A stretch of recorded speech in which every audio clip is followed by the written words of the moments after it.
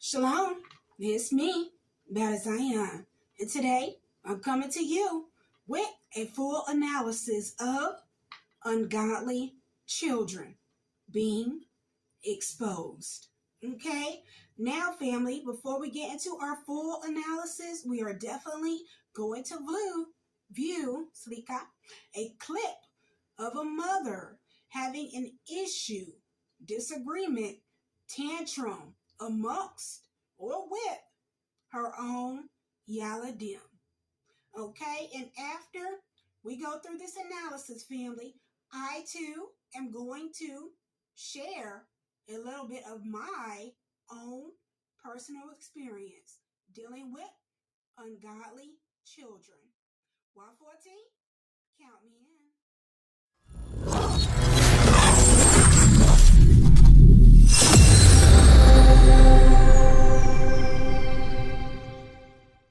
All right, royal family, let's go ahead and begin, shall we?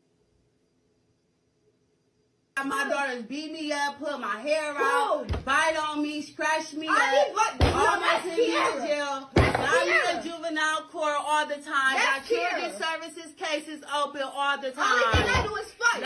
That's the only thing I do is fight. That's all I do is fight. I never graduated. That's what makes them proud of themselves. I never graduated. They want to beat me up. I never said you. You stop or you break the goddamn shit, bitch.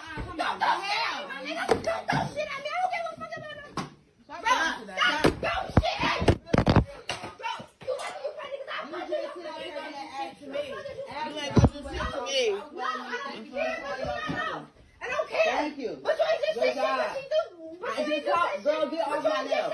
I just told you not to throw that. Then I did. Why did you hit me? Why did you hit me? Why are you getting hit me? You're the only one who gets hysterical. You're so hysterical. I'm disappointed. I don't fuck with you. I'm disappointed with you. Exactly. So you okay with that? If you okay with that, well, you can walk away. I don't want your apologies. I don't want no apology. I don't want no apology from you. See, I don't want no apology from you. No, I don't want no apology. That's my blunt. All right, family. Now, as we just displayed the video, we're definitely going to jump into our analysis of this content. Okay?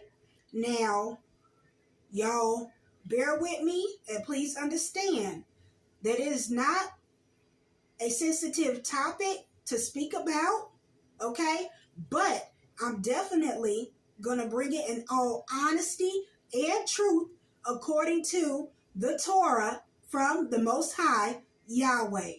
Now, if some feelings are bruised, if some feelings are hurt, don't take it up with me. Take it up with the Creator. Because at the end of the day, this analysis has to come forward and it has to get done. All right, let's go. So, in this video, it definitely captured a distressing instance of domestic conflict, highlighting a total breakdown in the traditional family structure. The exchange between the mother and the daughter is a raw example of how emotional flakiness can escalate into physical aggression when boundaries are no longer respected. Okay? Now, this video definitely presents a cycle of confrontation characterized by several key factors. And family, we're going to go ahead and jump into them in 1 second.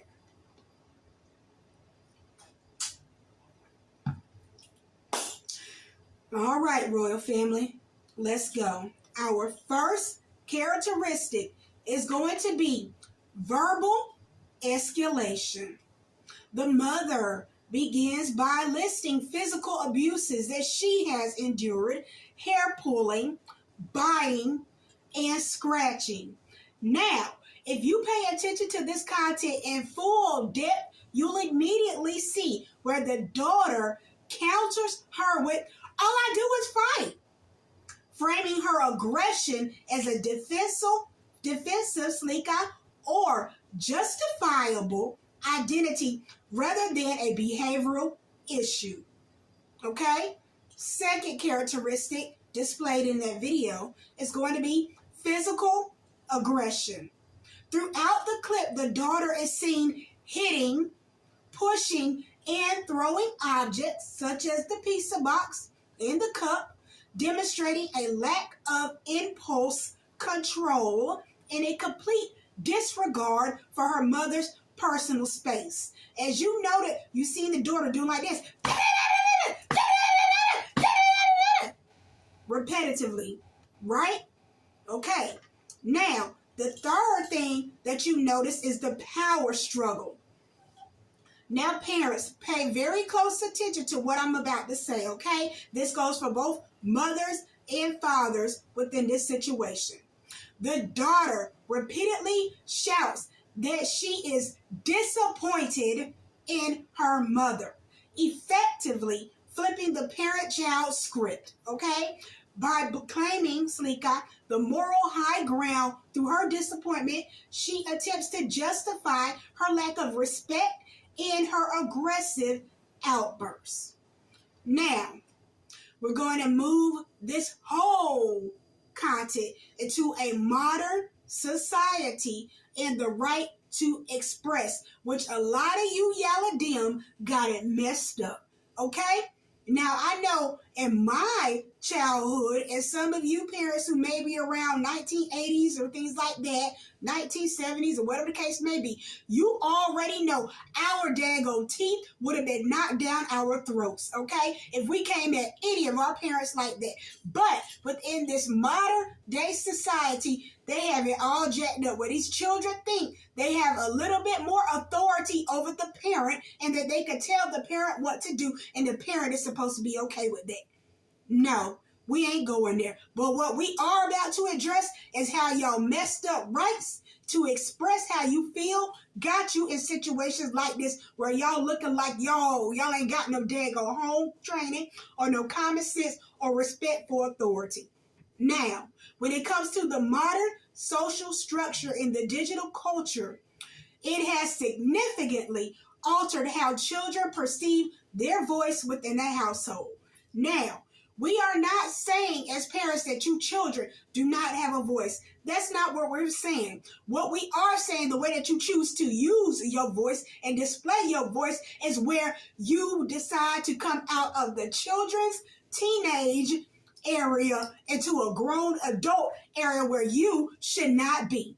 Okay? Now, several factors contribute to the mindset that aggressive expression is right. And let's go ahead and get into them. Validation culture. Social media often rewards clout and mainstream character energy. When children see viral videos of peers standing up to authority figures, often through shouting or dramatic confrontation, they may begin to view respect as something to be negotiated rather than a fundamental requirement. Misinterpretation of emancipation. Woo! Yeah, we about to touch on that. While encouraging children to have a voice is positive now, modern messaging sometimes fails to distinguish between healthy self-expression and behavior entitlement. Children may grow to believe that if they are not heard exactly when and how they want, they have a right to demand attention through disruption. The devaluation of adult authority, which is entertainment and digital media, frequently portray parents as incompetent, out of touch, or the enemy in a young person's story. And you know that happens too much. This narrative encourages children to prioritize their own feelings and rules over the established boundaries of the home. The impact of one-sided discipline.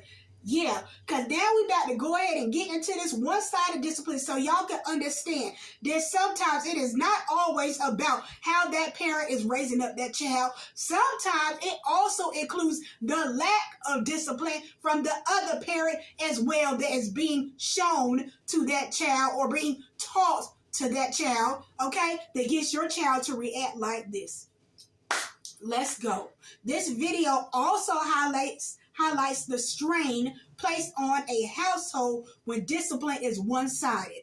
The absence of or slika non-involvement of another parent, which they still are absent, okay, creates a specific set of challenges. Now, those challenges are, but not less, okay, than each other, okay? The first is going to be the target effect. When only one parent is responsible for reinforcing rules, that parent becomes the sole target for all of the child's resentment. This often leads to the child viewing the parent as an enemy rather than a guardian. Secondly, lack of a unified front. Without a second parent to reinforce boundaries, a child may feel they can overpower the single disciplinarian. This creates a dangerous power vacuum where the child feels their physical strength or volume can override the parent's authority, which we do see in that video, right? Emotional burnout. Now, the mother in the video appears to be at a breaking point, okay? Which I do not blame her. She appears to be at a breaking point. When a parent has no support and discipline, they may fluctuate between overcorrection and total exhaustion, which the child often exploits to gain more control over the environment. And you children know y'all do that. I'm just going to keep it real with you. Okay? All right now. In the context of the Tanakh, the relationship between parent and children is a foundational to righteous society. Okay? The commandment to honor one's father and one's mother is not presented as a suggestion, but as a pillar for a long and stable life. According to our wisdom, Proverbs chapter 29, verse 15. Go ahead and get your holy scriptures and get there so you can read with me or listen to me. However you want to do it, still get this message. Proverbs chapter 29, verse 15. Rod and reproof produce wisdom, but a child out of control is a disgrace to his mother. Did you or did you not see this child out of control? And this child very well is a disgrace to her mother. This precept highlights the ancient understanding without consistent, structured discipline and involvement of both figures, male and female, father and mother, of authority. The resulting behavior often leads to public and private shame for the household. And this content very well made it on social media, so it makes the shame be public. Now, as I stated before, I am personally going to share with you my own story pertaining to this content right here. Be kind. All right. It is incredibly heavy, family, to have to carry the weight of a child's resentment, okay? Especially when you are working so hard to provide a stable and righteous foundation. This is a classical, spiritual, and emotional tug of war. So, when one home represents structure and the truth, and the other home represents no rules, worldly freedom, a teenager who is naturally seeking freedom will often gravitate toward the path of least resistance, okay? Now, the righteous versus the worldly dynamic, okay? And once again, this is my own experience from my own situation where I too was once in, okay? My child felt trapped. Likely was a reaction to the contrast between my home and their father's home, okay? The mirage of freedom to a teenager family. I'll tell you right now, it is a lack of rules feels like love or respect for their free will, okay? I will definitely be the first to let you know that. It does feel like that. In reality, it is often a lack of parental investment, okay? The child, or my child in this situation, praised their father because he didn't challenge their flesh, okay? I, Baht of Zion, was resented because of boundaries I required for their growth, which was uncomfortable to them, okay? And I'm going to tell you why it was uncomfortable for them. Because they were actually battling the new me conflict, okay? Now, I came into the truth, as I tell everybody, in 2022, okay? But when I first came in 2022, I was still a messy in it, right? I didn't come into Yah's full truth until a few months later, okay? So when I came in November 2022, all right? Came into Yah's full truth until mid-2023, okay? Now, when I transitioned, family, into the truth and brought a righteous cover into my home, okay, the old dynamics that my children were used to were then disrupted, okay? My child began to mourn the version of me that they could walk over by elevation of their voice, as you've seen displayed in this content with their mother, by them also throwing things, as you've seen displayed in this content with that mother, and also the dominating lack of control over them by me, okay? This projected within them as depression or a desire to escape, Now, what I mean by desire to escape is the fact that whenever my righteous cover entered and they started to see the shift from my flesh into my spiritual being with morals, way more discipline now, extreme structure within my own self onto them, they did not want that, okay?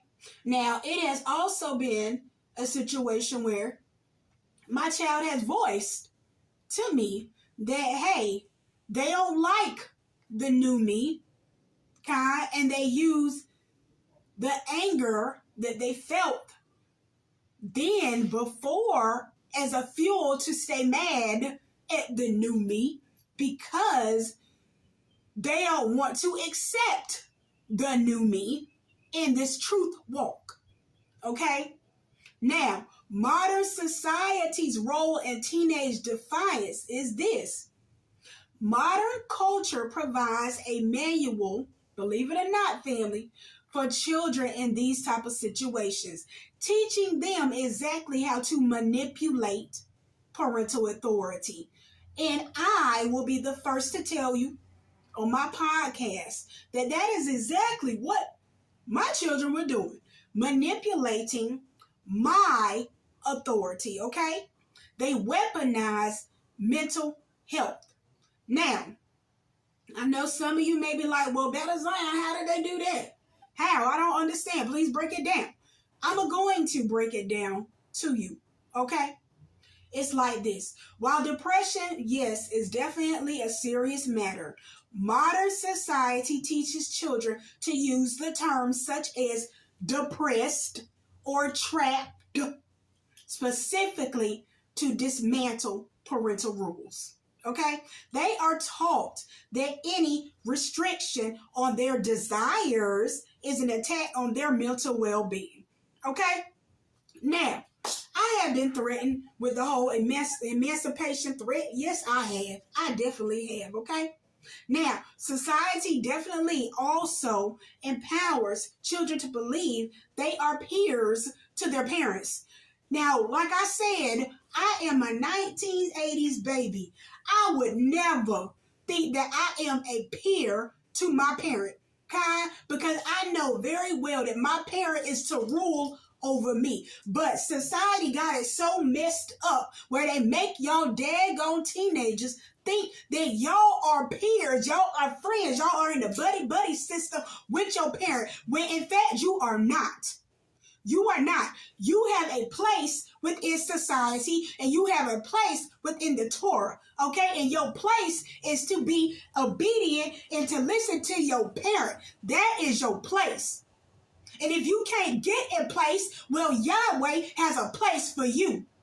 And I'm definitely going to read those Torah precepts to you so you can understand where your place is. Kind. Now, the threat of emancipation is often a power move, okay? This is used to force the parent into submission.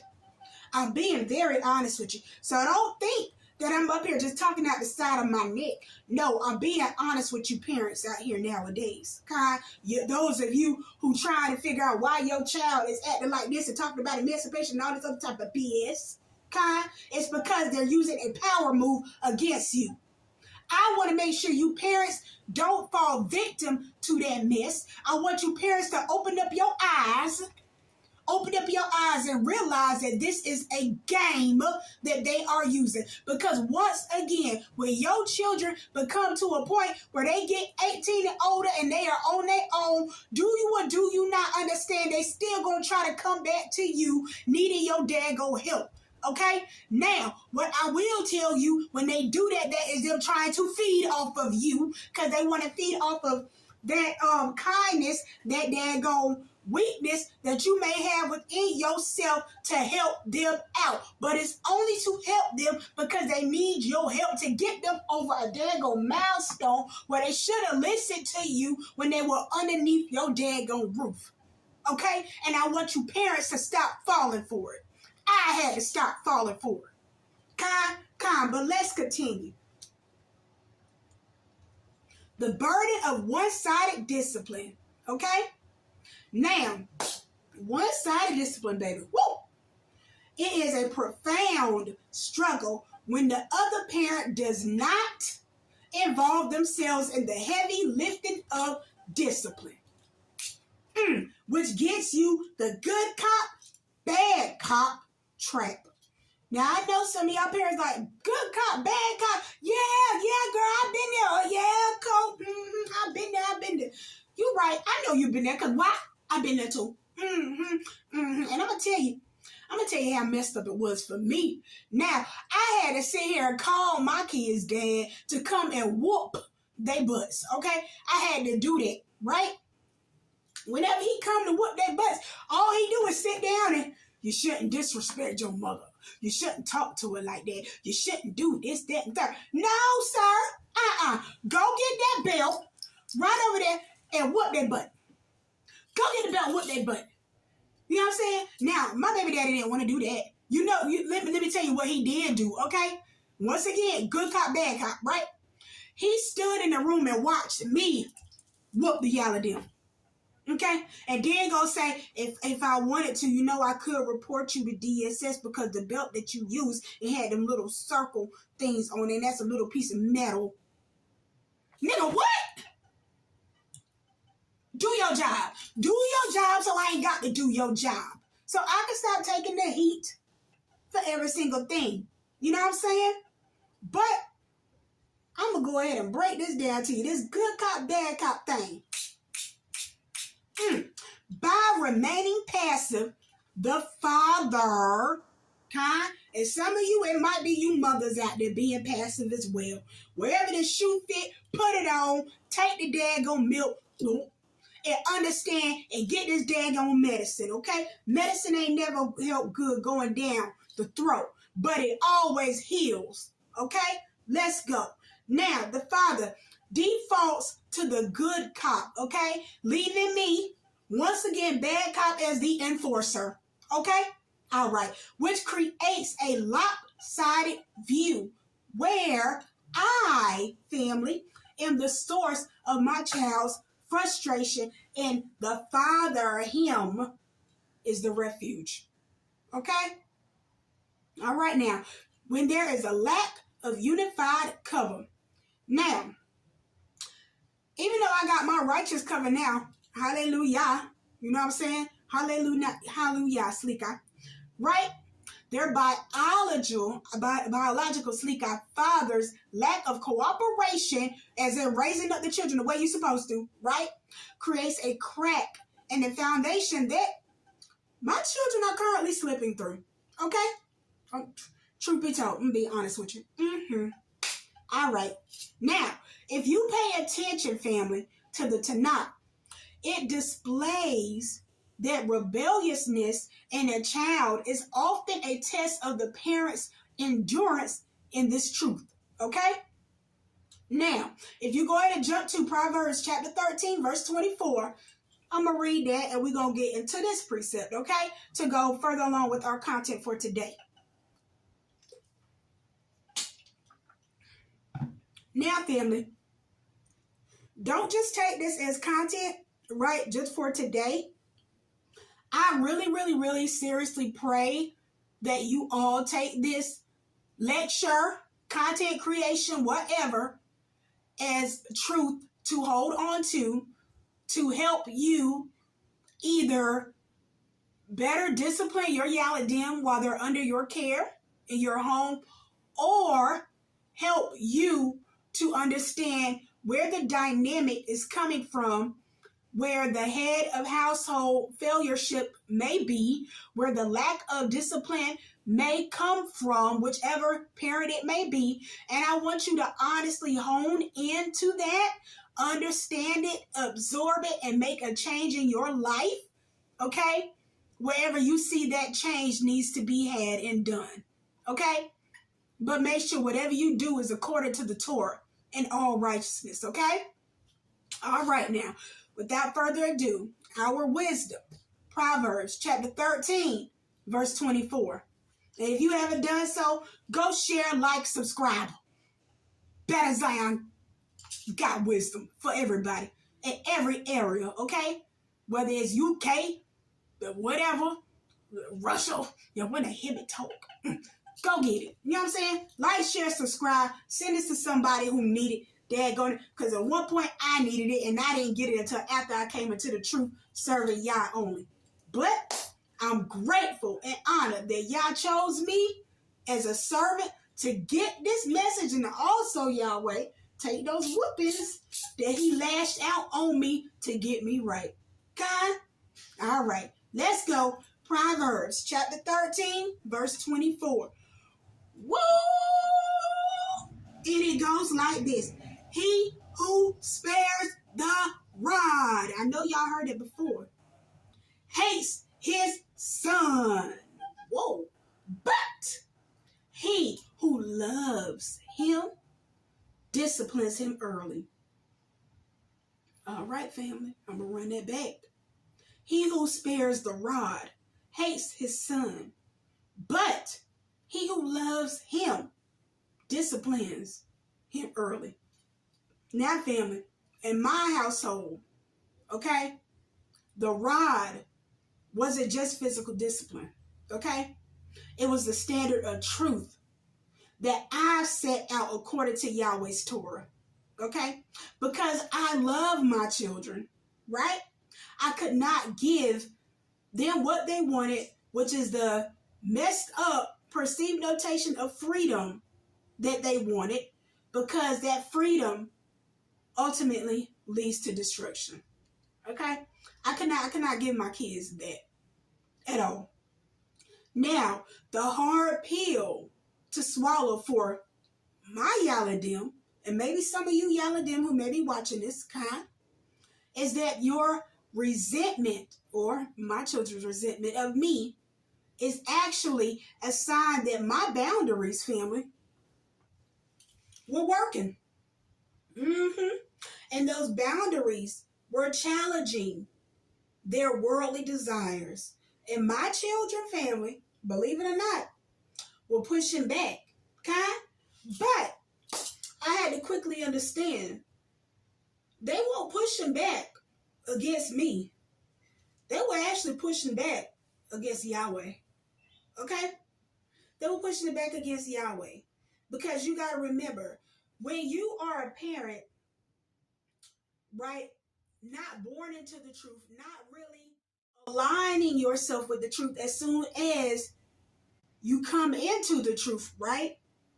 You still have things on you that you have to work off of you.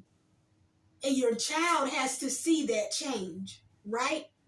But not only the change, your child has to see your consistency within the change through the struggle process. Okay? Now, if you are a parent who's been in the truth since you were born, because so many people say that, right? And you have not actually set down foundational concrete rules according to your Torah that you believe in, right? Your child does not have a righteous example still. And I really want y'all to know that. Still doesn't, honestly speaking. The only way your child has a righteous example is the moment that you step into your spiritual being of you, your alignment with the Creator Yahweh alone. Accept His Torah and allow His Torah to transform you as a parent. That way you can push out that same Torah that molded you into the positive parent that you need to be, and present that to your children. Okay? Now, at this moment in time, family, my children are now 18. They're adults. Okay? Now, the rules that I made for them throughout their years to come, right? It may or it may not stick with them.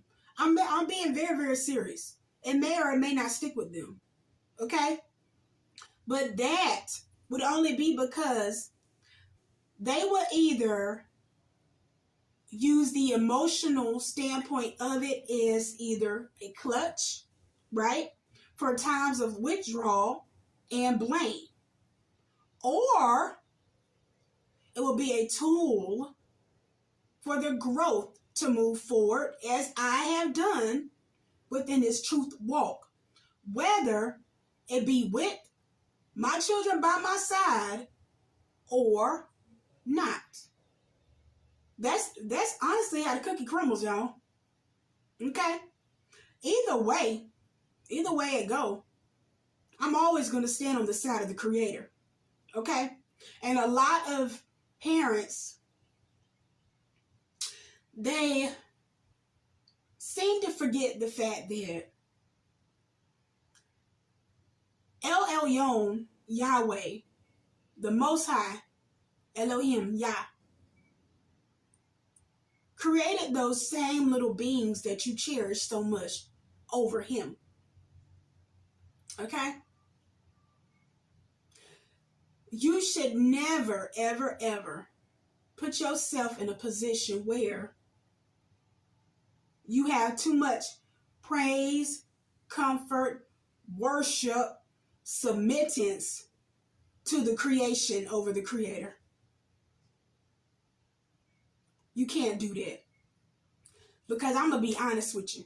The moment that you do stuff like that, family, is the moment where you made those little people your God, your idols. Okay?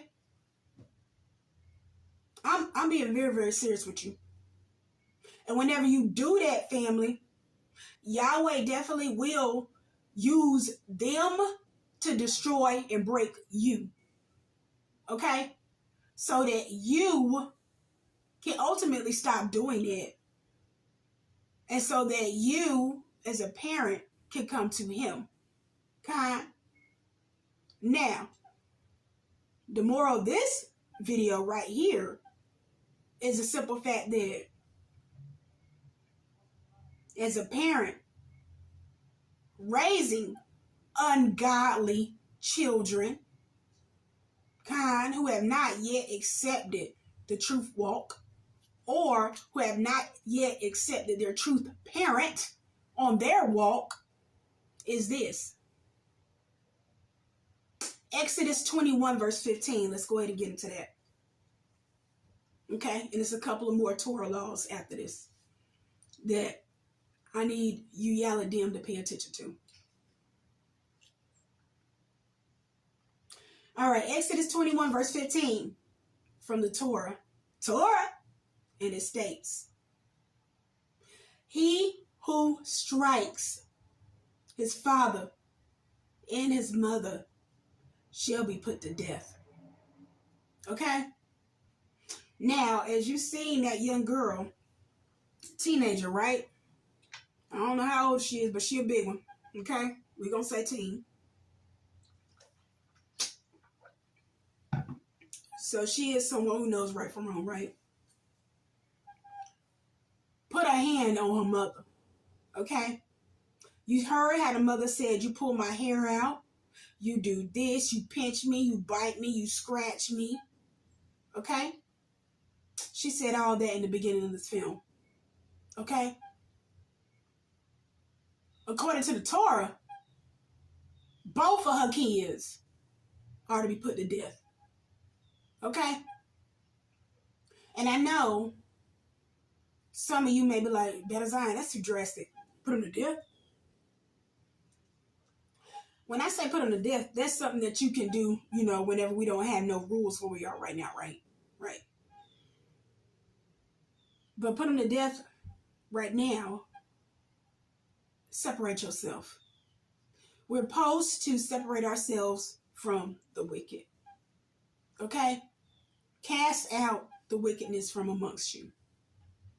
There won't no godly nothing inside that girl. I'm being very honest with you. Okay?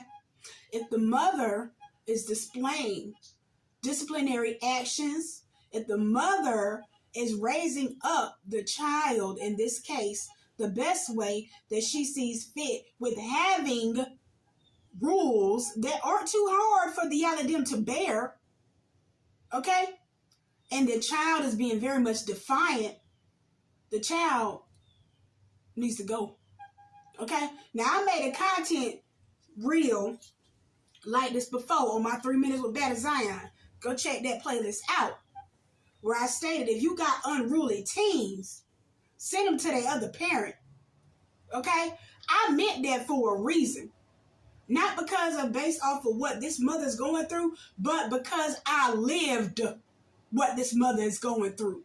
I seen it front hand. Okay?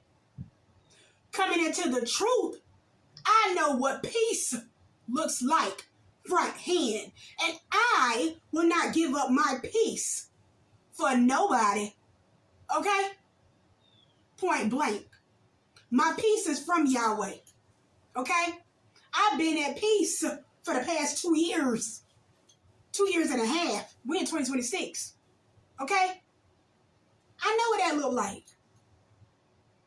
Following Yahweh, the only Elohim on my own, and understanding that I have a decree that I have to live up to, which provides my peace, my soundness within my mind, increasing my discernment, my understanding, and my wisdom.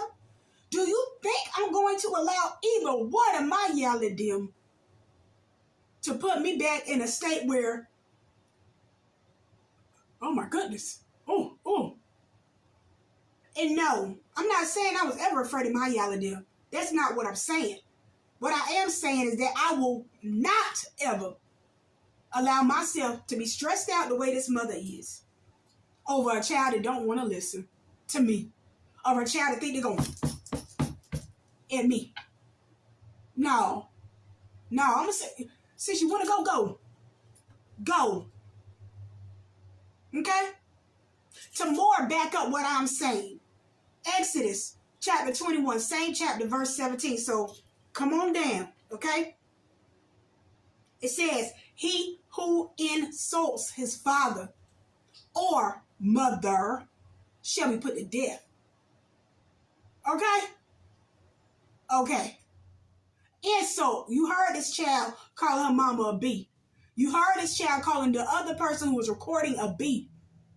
You heard that. That's an insult. The same way that child got her mother face going like that with her hand, just like that, consistently, and then grabbing the mother's finger and trying to bend it. Baby, you harming her. So you think that me, as a mother, you think I'm going to put myself in a position like that with the ungodly child? Hell no. I ain't doing it.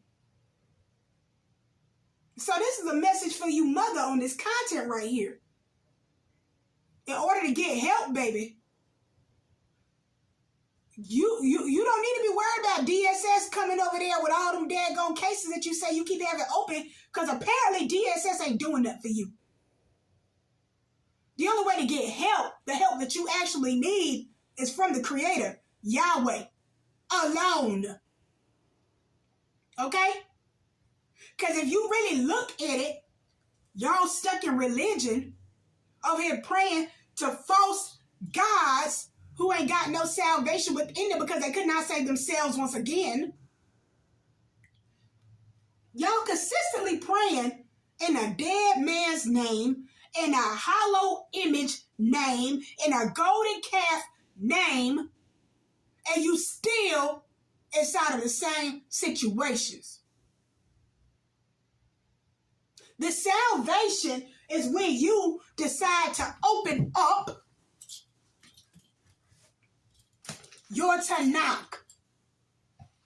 Your salvation is in the front part of your Tanakh. It's your Torah. What did y'all say? Exodus 21:17.